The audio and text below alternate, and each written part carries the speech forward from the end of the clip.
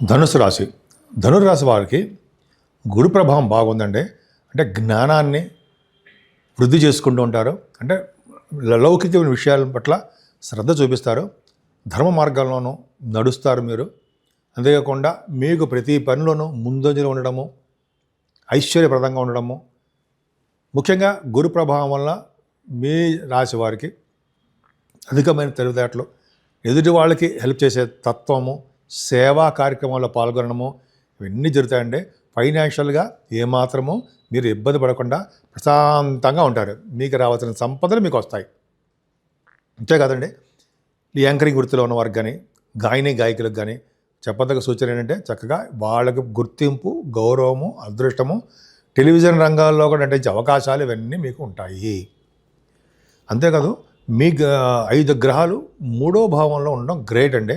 ఇంతకుముందు రాహు ఒకడే 3వ భావంలో ఉండంటే అద్భుతమైన ఫలితాలను చెప్పుకునేవాళ్ళం.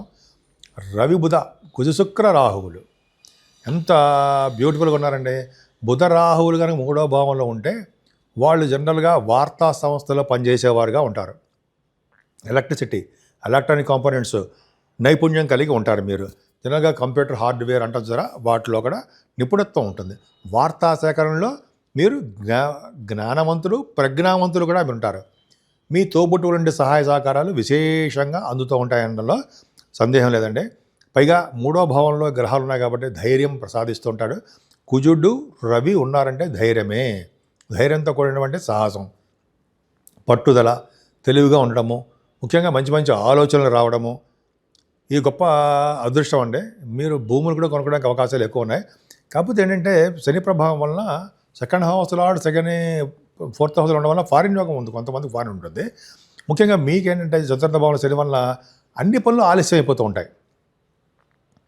ఏ పని కూడా సమయంగా చేయలేకపోతుంటారు, మర్చిపోతుంటారు. సెల్ ఫోన్స్ మర్చిపోవడము, అదే విషయాలు కొన్ని బుక్స్ మర్చిపోవడము, ఉదాహరణ చెప్తున్నాను, సమయానికి భోజనం చేయలేకపోవడము. శని వలన అనేక ఆలస్యాలు ఉంటాయండి. చదువులో అశ్రద్ధ చూపిస్తుంటారు, ఇంట్రెస్ట్ ఉండదు. అలాగే తల్లిగారు కూడా కొద్దిగా మెడిసిన్స్ వాడడము, ట్రీట్మెంట్ తీసుకోవడము, డాక్టర్స్ కన్సల్ట్ చేయడము ఇవి ఉంటాయి. కొద్దిగా మదర్ని జాగ్రత్త చూసుకోండి. అంతేకాకుండా మీరు వాహనాలు కొనాలన్నా, గృహాలు కొనాలన్నా, ఆభరణాలు కొనాలన్నా, ఏది కొనాలన్నా సరే మీకు డబ్బులు ఖర్చు అయిపోతాయి తప్ప అది సాటిస్ఫాక్షన్ ఉండదు. అంతేకాకుండా రైతులు కూడా అంత అద్భుతమైన కాలమే కాదండి. వాళ్ళకు కూడా పంటలో నష్టం రావడము, సకాలంలో చేతికి డబ్బులు అందలేకపోవడము జరుగుతుంది మీ రైతులకి. పక్క పెడదామని ముందర మీ సంతాన విషయంలో ఏమాత్రం ఇబ్బంది పడాల్సిన అవసరం లేదు. సంతానం బాగా డెవలప్ అవుతారన్న సందేహమే లేదు. స్టాక్ మార్కెట్లో కూడా మీకు బాగా విశేష స్పందన, ధనాదాయము కలగడానికి అవకాశాలు ఎక్కువ. మీ జాతకాల ప్రకారం ఆధారపడి ఉంటుంది. అంతేకాకుండా మీరు చేయవలసినటువంటి కార్యక్రమాల్లో పాల్గొంటారు. ధర్మకార్యాలు, శుభకార్యాలు, సేవా కార్యక్రమాలలో మీరు బాగా విరివిగా పాల్గొంటారు. మాట నేర్పతనం కూడా బాగా వచ్చు. శుభకార్యాలు, ధర్మకార్యాలు చేస్తారు. మీ ఇంట్లో వివాద వేడుకలు జరుగుతాయి. అది గొప్ప అదృష్టం అండి. ఇంతకుముందు అంటే కుదిరిన సంబంధాలు ఖచ్చితంగా పెళ్ళి అయిపోతుంది. కుదరని సంబంధాలు కూడా ఇప్పుడు బాగా కుదరడానికి అవకాశాలు ఎక్కువ ఉండడము, మీరు అనుకున్న సంబంధము, కోరుకున్న సంబంధము జరగడము, అలాగే మీ వృత్తిరీత్యా, వ్యాపారాల రీత్యా దూర ప్రాంత ప్రయాణాలు చేయడానికి ఎక్కువ అవకాశాలు మాత్రం ఉన్నాయి. ఏదైనా మీ రాశి వారికి పుణ్యక్షేత్ర దర్శనాలకు అవకాశాలు ఎక్కువ ఉన్నాయండి. కేతు ప్రభావం వలన సుబ్రహ్మణ్య ఆలయ దర్శనాలు, గణపతి ఆలయ దర్శనాలు, అంతేకాకుండా కాశీ వంటి క్షేత్ర దర్శనాలు బాగా చేసుకుంటారు. గంగా స్నానం చేస్తారు. త్రివేణి సంగమ స్నానం కూడా చేస్తారు. మీరు చివరిలో చెప్పుకుందాం. అది గొప్ప అదృష్టం అండి కేతు ప్రభావం వలన. అలాగే స్టాక్ మార్కెట్లో పక్క పెడతాం, అంటే చెప్పినట్టుగానే అది చేద్దాము. ముఖ్యంగా రియల్ ఎస్టేట్ రంగం అంటారు సరే, రియల్ ఎస్టేట్ రంగంలో ఉన్న వ్యాపారాలు ఉంటాయే, వాళ్ళకి వ్యాపార అభివృద్ధి బ్రహ్మాండంగా ఉంటుంది.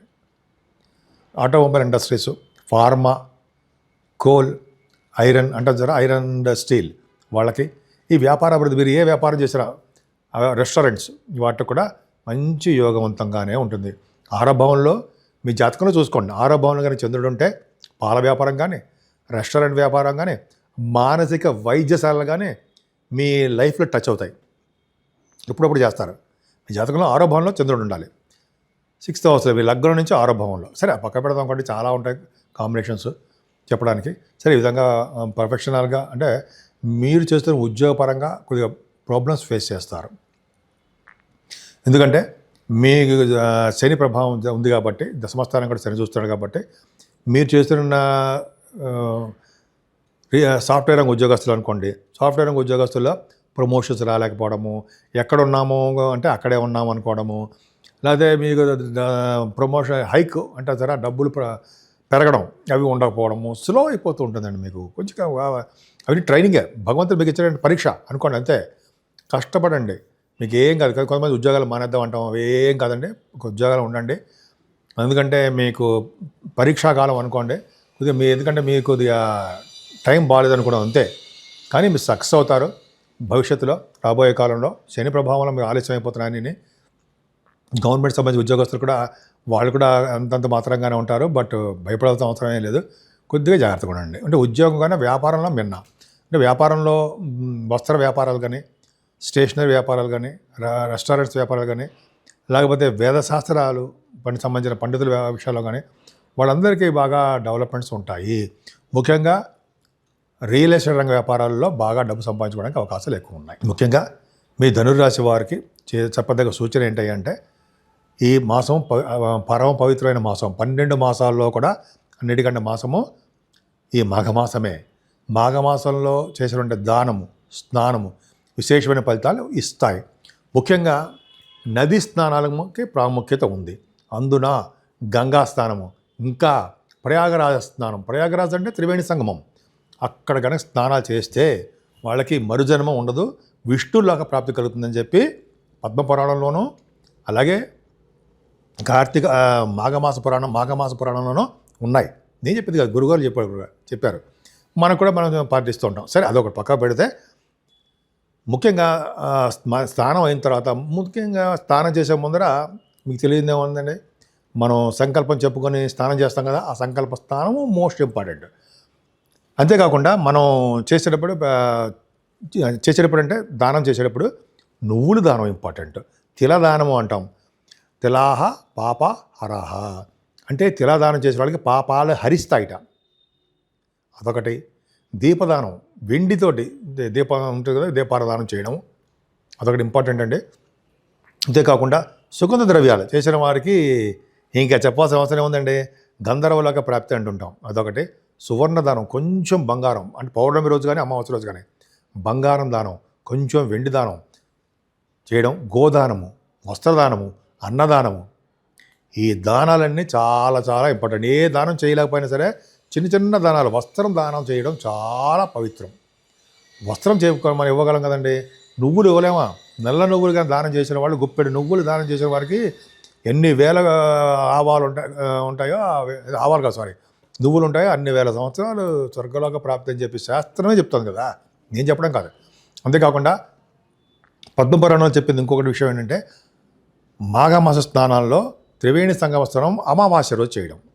అమావాస్య రోజు చేయడం 300 కోట్ల నది తీర్థాలు 300 కోట్ల నది తీర్థాలు మన ప్రయాగరాజ్ త్రివేణి సంగమంలో కలుస్తాయట.